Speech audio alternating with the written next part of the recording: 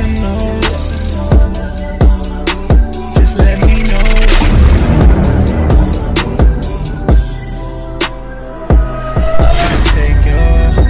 Just take your time. Y'all nigga, my niggas stay on your grind.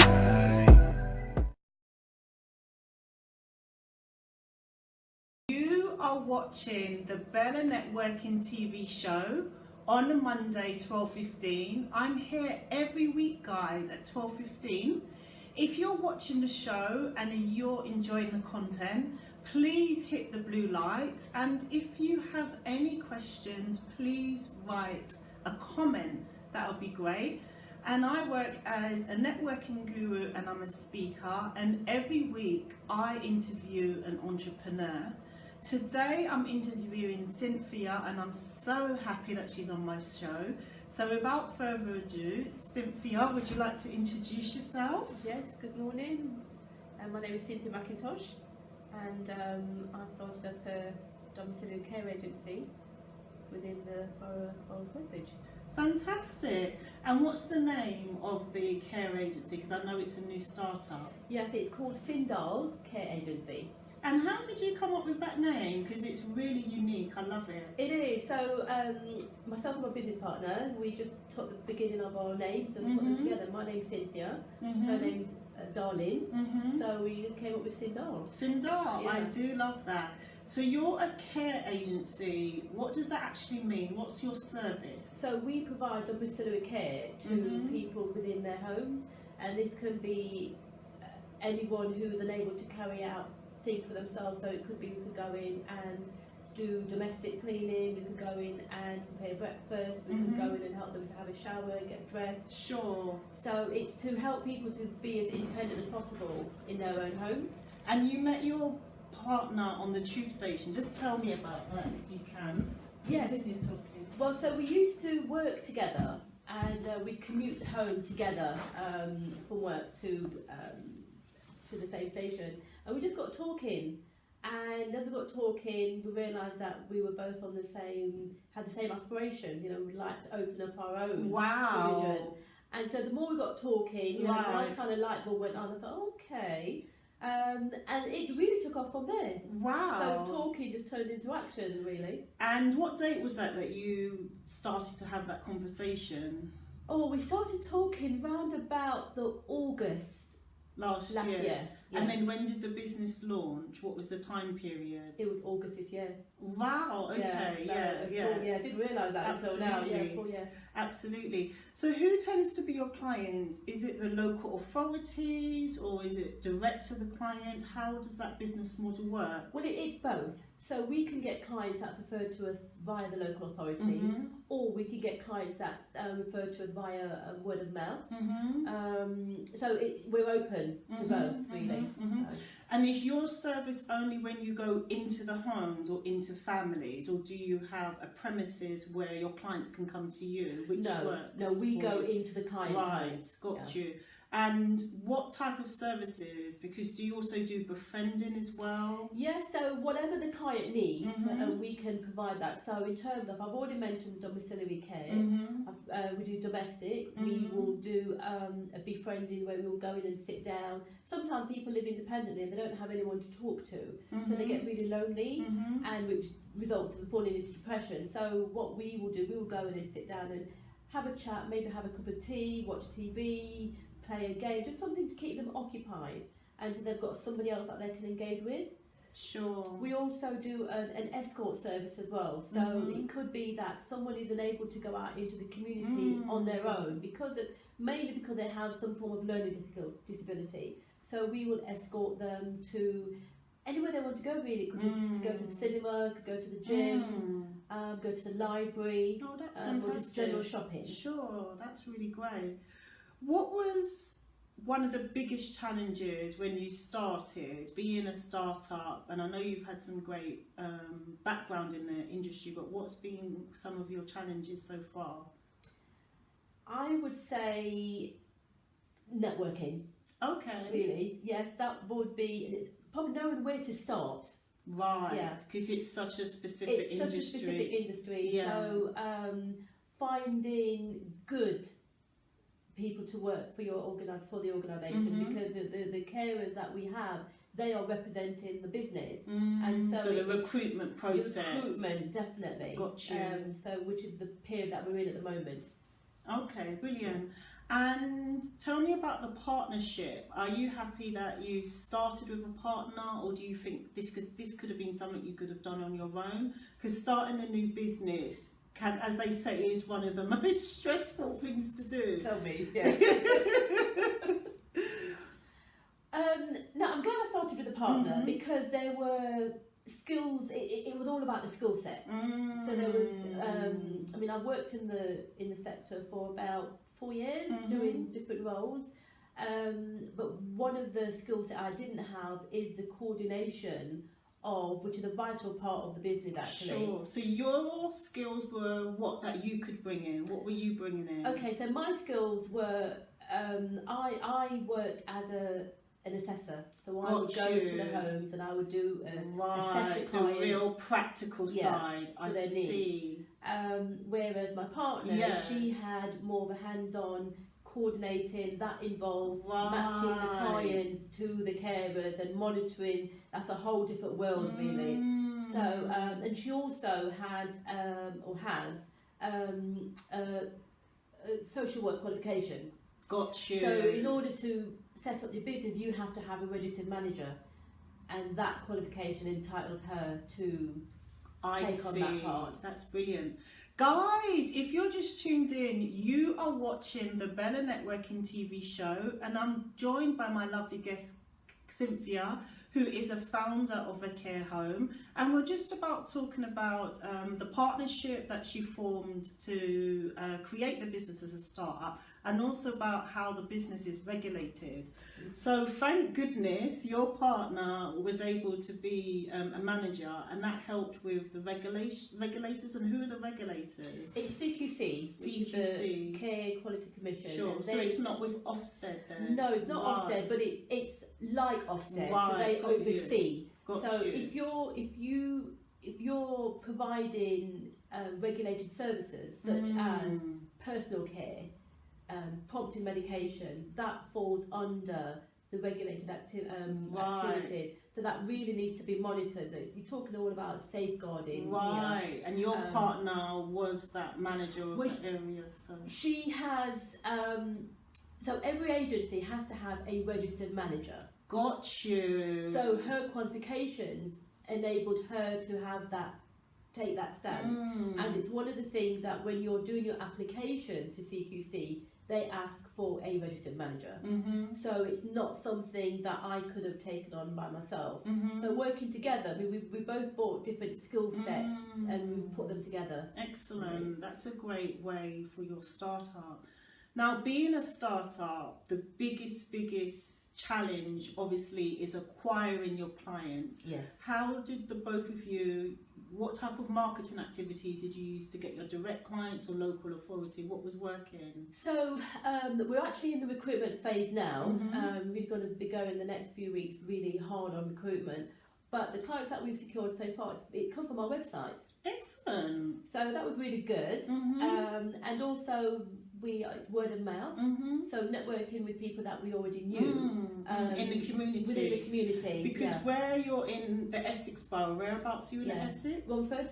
Yeah. So does that mean you want to keep your client base in that area and be knowledgeable and expert in that area? We'd like to start off in that area. Right. Got you. So it does depend on the service. So if we're going in doing domiciliary care or escorting, it would be best. We are going to concentrate around the Romford area. However, another service that we provide, which I didn't mention before, was a living service. Okay. And so how does that work? That works with, you'll have a client will have a care worker that will actually live with them in their homes. So they can be in the home for anything. It could be 1 week on, 1 week off, 2 weeks on, 2 weeks off. So to one client, they'll probably have 2 or 3 different carers, so they can rotate. Excellent. And that can be anywhere in the country. So that's not bound. That doesn't kind of keep us bound to one particular region. I see. So guys, if you've just tuned in, you are watching the BellaNetworking TV show. I'm here every Monday, 12:15, and I actually want to give a big shout out to George Gere, because we're in his offices, he is an accountant, Scallion Accountancy, here in Essex. And if you have a question for Cynthia or you're enjoying the show, please hit the blue likes. So you've had quite a great start to the business. Yeah. Where do yourself and your partner see yourself maybe this time next year? What are you working towards? Okay, this time next year, we would like to increase our client portfolio, have a bigger premises, right, and have a fully functional office, because within the agency there are different roles that need to be taken on, and at the moment between myself and Darnie, we're doing the roles ourselves. Yeah, so, like most staff, you do everything. We are really juggling. Even the cleaner and the recycling head. Everything. So and the postman. Definitely. Yeah. Different hats that I'm wearing, different hats, and the hats are crossing over, etc. So it would be nice to have people for specific roles. Right. Yeah. So guys, if you're watching, yes. And Cynthia's recruiting, her details are in the bio, so do get in touch with her as she's looking for resources to grow her team. Definitely. So yeah, that would be great. And with regards, what's the competition like within agencies? Because there's a lot of care homes, young people's homes. Have you guys scouted the competition, and what plans do you have for the competition? It's a growing industry. Right. So it's not too saturated yet. It's not, well, in the borough that we are, there are 48 agencies. Yeah. But we feel, we decided to still stay in the borough, but there are 48. The care sector is a growing industry. There are a lot of people that are living in. But then it shows there's a need. There's definitely a need. There is definitely a need. Yes. Because the care industry is growing. People are living longer. Right. The hospitals are. You have people that are in hospitals that what you call bed blocking. So they're not medically sick to be in hospital. They can be at home, but they need someone to help them. Whether it be to help them with their personal care or to just administer medication. So because of that, it's a win-win.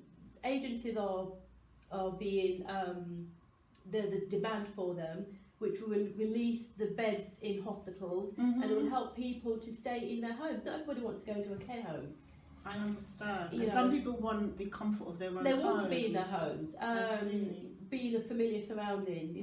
They've lived there probably all their lives or for many, many years, and to be moved out because you can't have a shower independently. And sometimes they want a little bit more of their independence as well. Most definitely. Yes. So the idea really is not to go in and take over someone's care, but to go in and help them to be, and that help could be encouraging.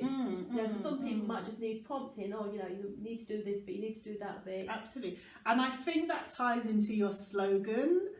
And your slogan is? A gentle care. Yeah. And how did you guys think about that slogan? Oh my was gosh. it easy to think? Bella, no, it was not easy. A lot of people don't realise when you think of your brand name, you've got to think of a slogan, and it doesn't always come easy. What did you do? Do the hat trick, write things down? Do you know what? It was hours of agonising. It was painful, Bella. For about 4 words, right? We were writing things down. We wouldn't say that's rubbish, but no, it just didn't fit. Yes. In terms of the logo, we knew we wanted some, a hand. Yes, because I do love your logo, the way it holds an egg, and you can see it's an egg. Yes. So I love that. So that's like the loving care. The loving care. It's gentle. Yes. So we were just bouncing lots of different things around until. Are you embarrassed with some of the names you guys came up with? The slogan. I don't even want you to think about that, because it's like, what were we thinking? That makes no sense. Yeah. But you've got to go through the process. Yes, definitely. And I'm fortunate. I've kept a book of everything that we discussed, all the different ideas. So it's something that we could go back to. Yeah. But we settled on a gentle hand in your care. Good. That's fantastic. So I give a guest an opportunity to ask me a networking question. And for you guys, you're networking in such a specific niche and public sector. What have been the biggest challenges, and what networking question do you have for me? I think the networking question would be, is there a specific book that you would recommend us to have a look at with simple, clear guidelines? Is there, I mean, at the moment our marketing is through flyers and word of mouth. Would you recommend anything else that we could do? I think in your industry, because it's so highly competitive, one of the best things you're going to need to do is show yourself as an expert. Mm-hmm.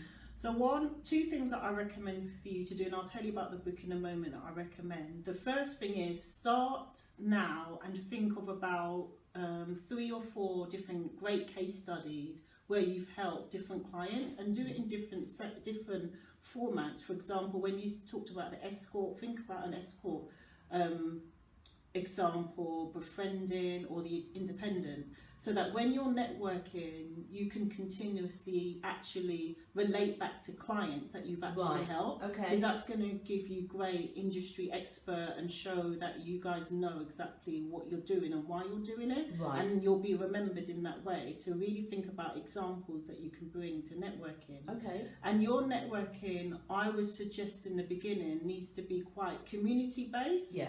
And public based and local boroughs in your borough of Essex. So go on your Essex Gov website and have a look what events are happening, and really go along to those events. And in terms of a book, I mean, you can go to Amazon and there's loads and loads and loads of networking books out there. My networking book will be out soon, but one book that I would suggest for you to read that isn't directly linked to networking, but is going to help you build your confidence when networking, and it's by an author called Dale Carnegie. Okay. Now, this book was published in 1929, but the facts and strategies of this book still stand strong today, and it's called How to Win and Influence People.